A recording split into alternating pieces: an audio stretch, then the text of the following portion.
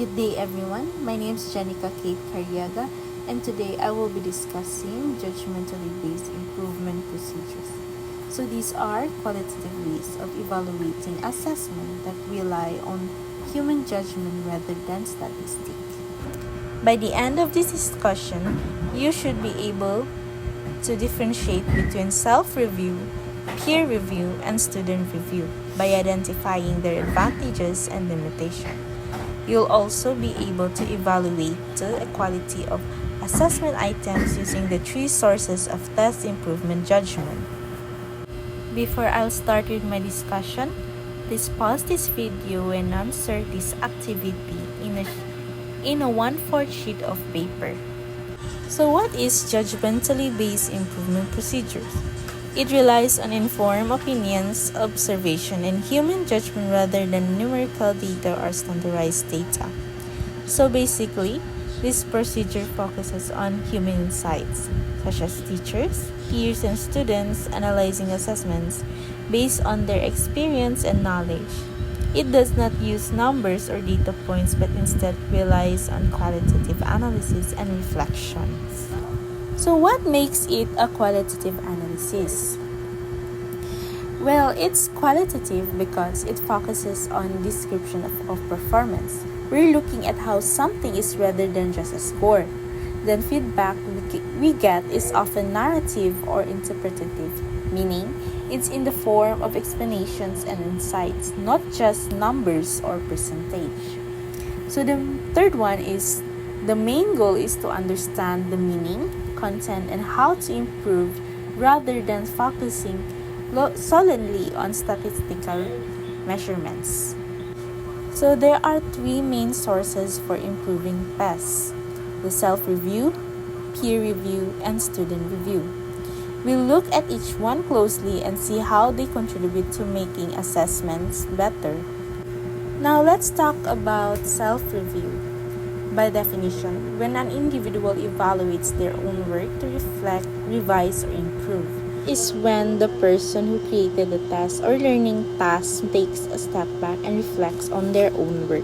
There are several advantages on doing this. The first one is build self-awareness and critical thinking. So teachers become more conscious of their choices and develop their ability to identify areas for improvement. Second, it's immediate and independent. So they can do this at any time without needing to wait for external feedback, which allows quick adjustments and refinement. Third, it encourages ownership of learning. So when teachers take the time to review and improve their own materials, they feel a greater sense of responsibility and investment in the learning process. So however, self-review also has its limitation. First one, it may be biased because it's their own work. Teacher might unintentionally overlook flaws or areas where they could be clearer, which might see what they intended rather than what's actually there. Second one, it's limited by one's own knowledge. So if a teacher isn't aware of a better way to phrase a question or a more effective assessment method, they won't be able to identify that limitation in their self-review. Next, errors may be overlooked due to familiarity. So when you've spent a lot of time creating something, you can become so familiar with it that you don't notice mistakes or areas of confusion that would be obvious to someone else. Next, the peer review. So when colleagues evaluate each other's work to give constructive feedback.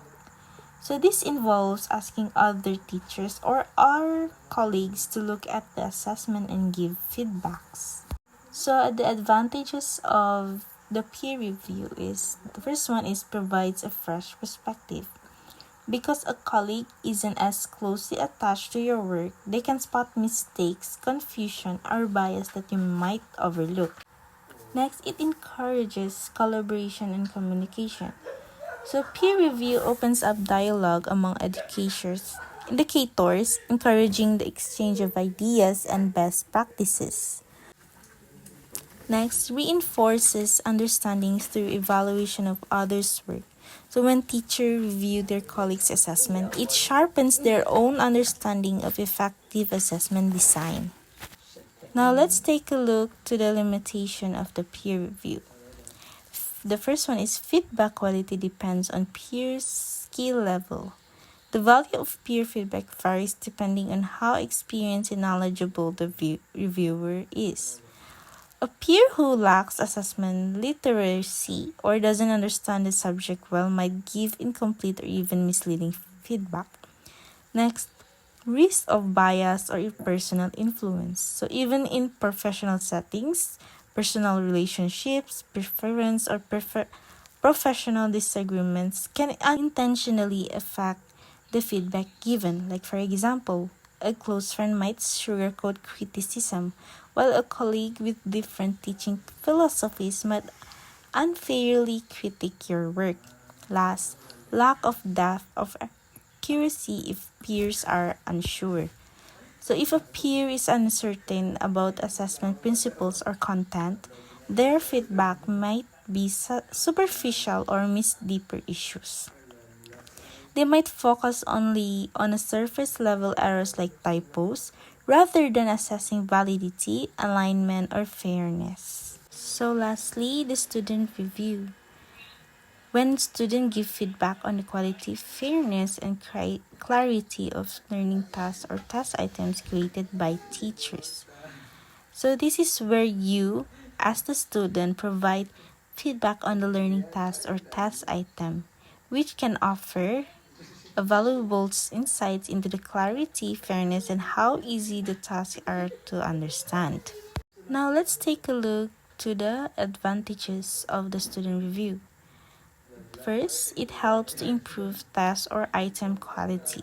So student can point out confusing wording, unclear instruction, or questions that don't make sense to them. So their feedback can reveal problems that teacher didn't notice, helping refine the assessment to be clearer and more effective. Second, promotes student voice and ownership. So when students are invited to give feedback, they feel empowered and valued, which encourages active participation in the learning process and builds a sense of ownership over their education. The third one is ensures assessments are student friendly. So teacher might unintentionally design tasks that are too difficult, unclear, or use unfamiliar vocabulary, which the student feedbacks helps ensure assessments are accessible, fair, and appropriate for the learning level and content. So the limitation of student review that is students may lack expertise in test design. While students know how a test feels to take, they often don't understand assessment theory like validity, reliability, or alignment with learning outcomes, which means their feedback might overlook technical flaws or misunderstand the purpose of certain items. Second, feedback may focus on difficulty rather than validity, which student tends to comment on how easy or hard something felt, not whether it measures what it should. They might say a question is too hard or too easy, when it's actually a well-designed item that challenges higher ordered thinking skills. The third one requires structure or scaffolding to be effective. For student feedback to be useful and focused, teachers need to provide guidance. Like without clear instructions, students may give off-topic feedback. Scaffolding like checklists, prompts, or examples help students provide meaningful, actionable insight. So, how the test improvement judgment contributes to quality evaluation? So, the first one is self review. The teacher or test creator reflects on the clarity, difficulty, and alignment of each items. Next, helps in identify confusing words, bias, or misalignments with learning outcomes. Involves revisiting the purpose of each items. Does this item assess what I intended? Like for the example, a teacher realized that a multiple choice question has two potential correct answers and revised it for clarity. In this example, a teacher realized that a test item has two possible correct answers. Through self-review, they clarify the question, which shows how self-reflection can help improve test accuracy. Next one is peer review.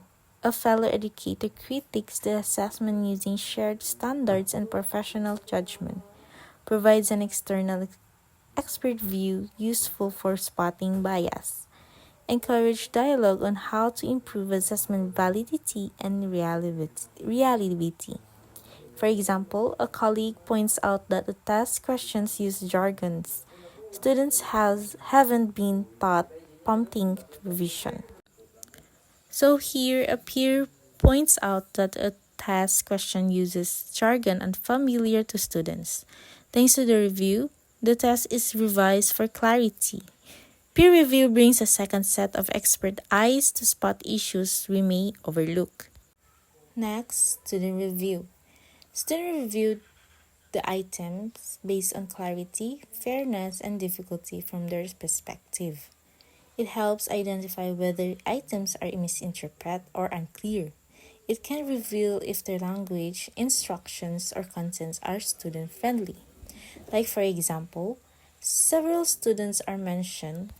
They misunderstood a question because the vocabulary was too technical. So, in this scenario, students mentioned that technical vocabulary confused them.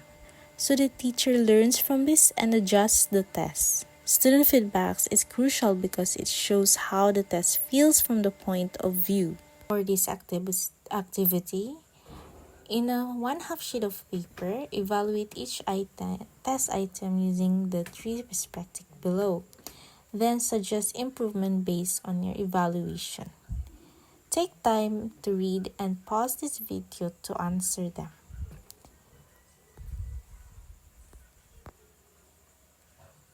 That's all for my report. Thank you.